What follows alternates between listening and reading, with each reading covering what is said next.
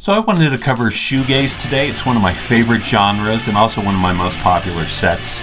It's a subgenre of alternative rock that merged in the United Kingdom in the early 90s. Basically popular only from about 90 to 91. Grunge and Britpop both came in and really stole its thunder. Now, what is shoegaze? Well, it is basically, at its most simplest, it is the dream pop of the Cocteau twins and the noise pop of the Jesus and Mary Chain Psychocandy. Put together, you've got this dreamy noise, this wall of sound that is done through all the guitar pedals on the floor that, while performing, the artists were called shoegazers because they spent so much time looking at the pedals on the floor to be able to perform their sound live.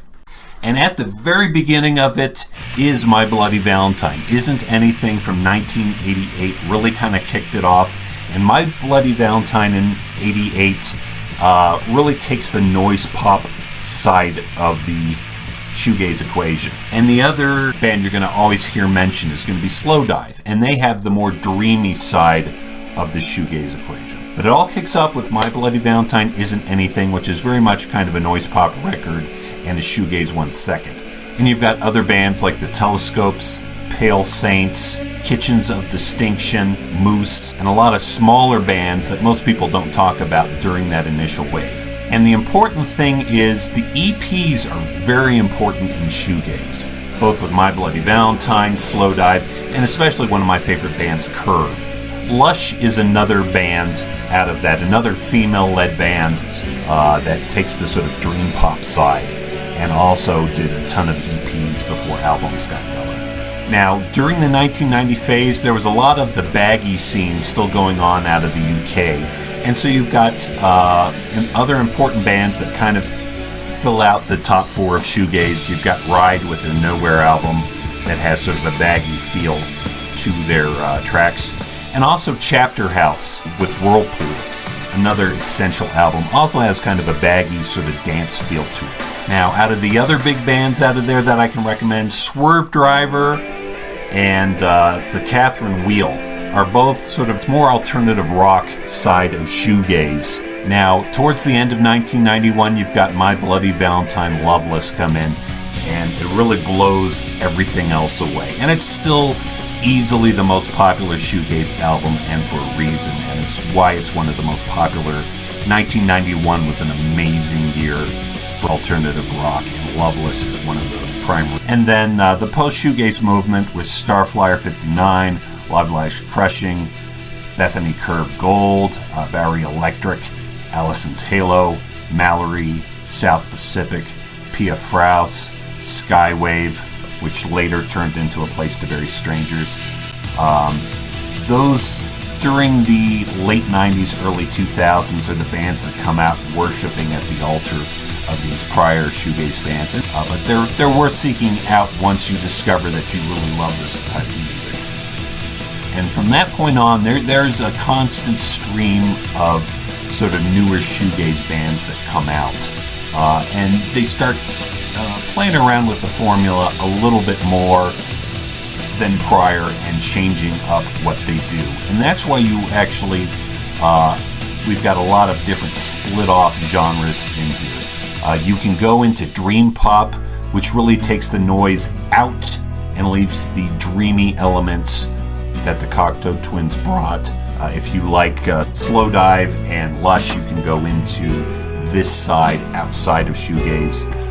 If you like the spacey more element with Loop, Spaceman 3, Flying Saucer Attack, you can go into Space Rock Revival. If you like it louder and noisier on the My Bloody Valentine side, noise pop.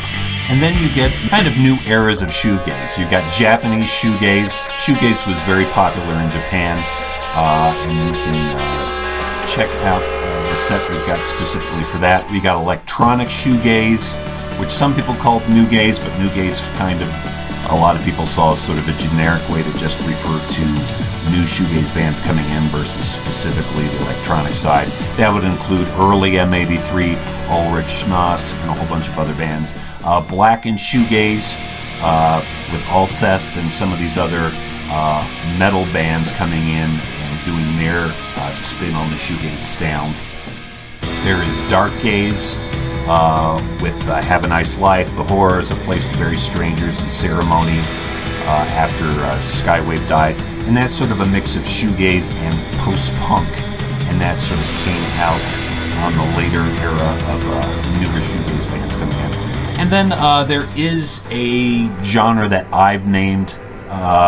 Again, it's kind of something that happened that wasn't named, but this is for drone, ambient, noise, gaze, mixed together. You can call it DANG for short if you want.